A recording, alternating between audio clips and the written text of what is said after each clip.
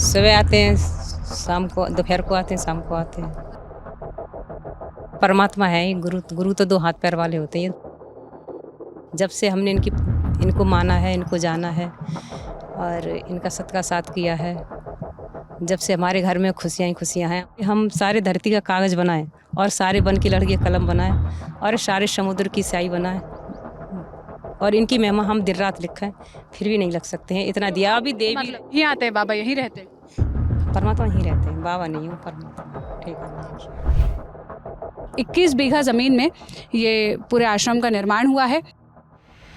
हाथरस में हादसा हुआ, उसके बाद बाबा यहीं ही आए हैं। 2 जुलाई को यहाँ पर फूल और उससे उस रंगोली को सजाया गया था। ताज़े फूलों से वो सजी हुई रंगोली थी। लाइटें वगैरह भी उनके स्वागत में, शानो शौकत में सब पूरा चमचमा रहा था।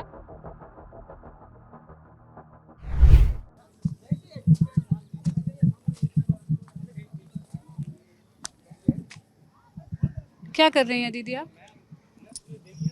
आरती कर रही हूँ अपने आराध्य। अपने आराध्य? कौन है आपका आराध्य? जो अंदर बैठे हैं, नारायण साकर। नारायण साकर है। कहाँ से आई हैं आप? यहीं रहते हैं। यहीं रहते हैं? कहाँ? अब जहाँ हरी जी रख देते हैं। और कहीं तो रहती होंगी? हाँ, इधर ही रहते हैं। ये जो बना हुआ है? नहीं, इसमें नहीं रहते हैं, आगे गांव में? गांव क्या होता है? ये बिछवा गांव पड़ता है। बिछवा? अच्छा, बिछवा गांव, जहाँ पर ये इनका आश्रम बना। हाँ। क्या नाम है आपका? तो नाम से क्या लेना देना। अरे नाम तो बता दीजिए अपना। हाँ, तो आप यहाँ रोज आती हैं? हाँ, कितनी बार आती है दिन में? सुबह आते हैं, शाम को, दोपहर को आते हैं, शाम को आते हैं। और क्या करने? बस ऐसी आराधना अपने आराध अपने नमन मस्क के आप मंदिर में क्या करने जाते हो, करते? वैसे अपने अपने हम भी अपने तो आप इनको क्या अपना गुरु मानती है, देवता मानती है, क्या मानती है? परमात्मा है ही, गुरु तो दो हाथ पैर वाले होते हैं। ये परमात्मा है, पूरे ब्रह्मांड के रचनाहार, जिसने पूरे ब्रह्मांड की रचना की है। कब से आप इनको ऐसे फॉलो कर रही हैं? 2011 से। क्यों, क्या हुआ था, कैसे आप इनके संपर्क में आई? हम बता तो दिया है, पहले बता चुके हैं। सवेरे हम आए थे, जब उन्होंने पूछा की तो उन्होंने बता दिया। अब हमें नहीं बताया ना, हम नहीं थे, हमें नहीं पता, बता दीजिए। बार बार क्या बताओ। कब से, मतलब आप कब से मान रही हैं, कब से मान? 2011 से। क्या हुआ था, कैसे पहली बार आपको इनके बारे में पता चला? हम पर संकट की घड़ियाँ थी।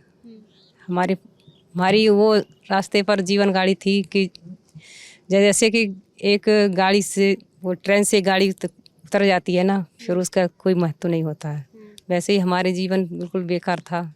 ना मिलने से पहले 2011 का पहले का जीवन बिल्कुल व्यर्थ मान लो। जन हमें पूजा पाठ करते थे, कहीं हमें सुख शांति ना मिलती थी। जब से हमने इनको माना है, इनको जाना है और इनका सबका साथ किया है, जब से हमारे घर में खुशियाँ ही खुशियाँ हैं। और इन्होंने इतना दिया है। क्या दिया है? सब इतना दिया है, मैं बताती हूँ ना, कि अगर हम सारे धरती का कागज़ बनाएं, मानो पूरा निचोड़ बता रही हूँ जितना दिया इन्होंने, कि अगर हम सारे धरती का, कहने का मतलब है कि हम सारे धरती का कागज़ बनाएं और सारे बन की लड़की कलम बनाएं और सारे समुद्र की स्याही बनाएं और इनकी महिमा हम दिन रात लिखें, फिर भी नहीं लग सकते हैं। इतना दिया भी दे भी रहे हैं। ठीक है, आप इनके आश्रम के अंदर भी जाती हैं? ये जो आश्रम बना है, अंदर कोई नहीं जाता है। अंदर कोई नहीं जाता है? कौन लोग अंदर रहते हैं? अंदर जो अपने सेवा करते हैं, जो सेवादार हैं। सेवादार बनने की एक अलग ही प्रक्रिया होती है। वो जो वर्दी में रहते हैं, पिंक गेरुए रंग की, वही लोग होते हैं ना? या वो यहीं आते हैं, बाबा यहीं रहते हैं? परमात्मा ही रहते हैं, बाबा नहीं हूँ, परमात्मा। ठीक है ना? परमात्मा मानती है मैं तो। आप ठीक है, आप बाबा मानते हो तो। ये केवल एक महिला थी। ऐसे सुबह से जो पत्रकार यहाँ पर हैं वो बता रहे हैं कि कई लोग आ चुके हैं जो आते हैं इसी तरह से।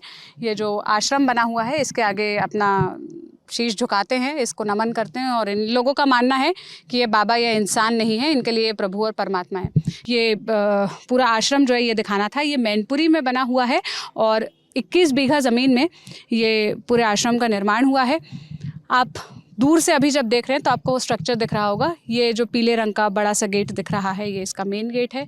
वो पीछे का रास्ता है, चारों तरफ पुलिस का पहरा है, क्योंकि बाबा यहाँ हैं। एक थ्योरी ऐसी चल रही है, जो लोकल पत्रकार है उनका कहना है कि जब हाथरस में हादसा हुआ उसके बाद बाबा यहीं ही आए हैं। उनका पहले से तय कार्यक्रम था कि वो यहीं आएंगे।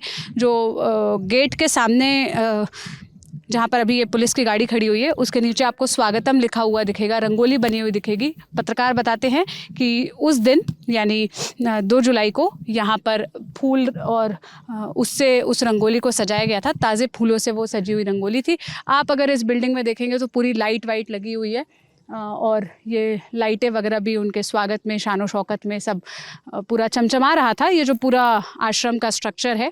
और 3 जुलाई की देर रात पुलिस अंदर गई, पुलिस के कुछ अधिकारी जिसमें एसओ भी थे, एसपी भी थे, और करीब 1 घंटा वो यहाँ से गुजार कर निकले। हालांकि निकलने के बाद उन्होंने मीडिया को कुछ नहीं बताया कि क्या जांच की या क्या देखा या अंदर क्या है। लेकिन जो पत्रकार यहाँ पहले अंदर जा चुके हैं या उनके सोर्सेस हैं, उनके हवाले से कुछ वीडियोज़ आए हैं जो आश्रम के अंदर के स्ट्रक्चर को दिखाते हैं कि आखिर वो कितना आलीशान बना हुआ है, कितना बड़ा है। और अभी तक मिली जानकारी के मुताबिक अंदर 200-250 लोग हैं। वो सारे लोग इनके सेवादार कहलाते हैं। ये मतलब बाबा के एक तो भक्तजन होते हैं जो उनको मानते हैं, जिनमें उनकी आस्था है, जैसे आपको ये महिला दिखी थी, और एक सेवादार होते हैं जिनको आप समझिए कि जो उनके अपनी पर्सनल सिक्योरिटी और स्टाफ है उसका हिस्सा है। उनको ये लोग सेवादार कहते हैं। गेरुए रंग का, काले रंग का वो लोग ऐसे यूनिफॉर्म सा पहनते हैं। हम जब बाबा के पैतृक गांव वाले आश्रम में गए थे, हमें वहाँ पर कुछ ऐसे सेवादार दिखे थे। बाकी बताया ये जाता है ये जो सूरज पाल है, जिनको लोग भोले बाबा के नाम से जानते हैं, जिनका नाम नारायण साकार हरि भी है, इस नाम से भी उनको जाना जाता है। इनके सारे पोस्टर्स में नारायण साकार हरि ही लिखा है। उनका ये वाला जो मैनपुरी वाला आश्रम है, इसके लिए 21 बीघा ज़मीन भी इनको दान में मिली है। कोई श्यामलाल नाम के व्यक्ति ने दान दी थी।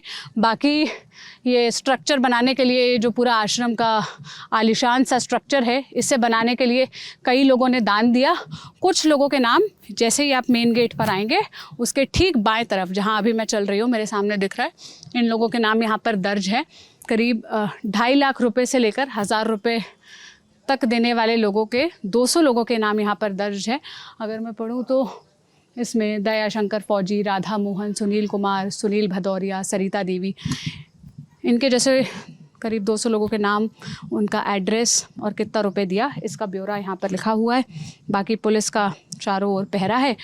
और ये जो सामने जहाँ पर ये महिला झुककर आराधना वगैरह कर रही थी, यहाँ पर कई बार ये जो सूरज पाल है, जिनको लोग भोले बाबा कहते हैं, इनका प्रवचन वगैरह भी होता है। सामने एक स्टेज सा भी बना हुआ है, कहा जाता है कि वो यहीं पर बैठते हैं।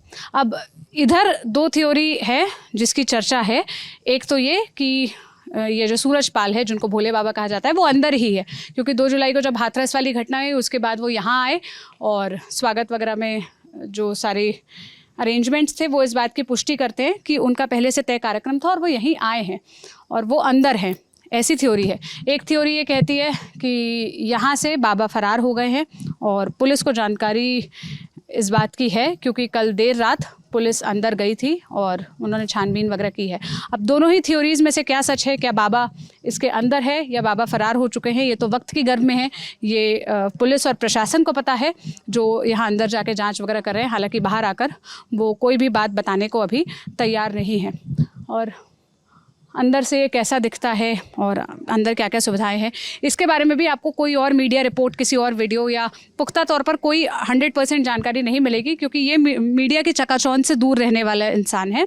हम इनके जब जो पैतृक गांव में आश्रम है उसके बाहर गए थे तो हमें लिखा हुआ मिला था कि यहाँ फ़ोटोग्राफी और वीडियोग्राफी अलाउड नहीं है। और जो इनके भक्तजन हैं, जो इनके प्रवचन सुनने भी जाते हैं, वो लोग भी ये बताते हैं कि जब प्रवचन चल रहा होता है तब फ़ोन निकालने की इजाज़त नहीं होती, वीडियो रिकॉर्डिंग करने की इजाज़त नहीं होती।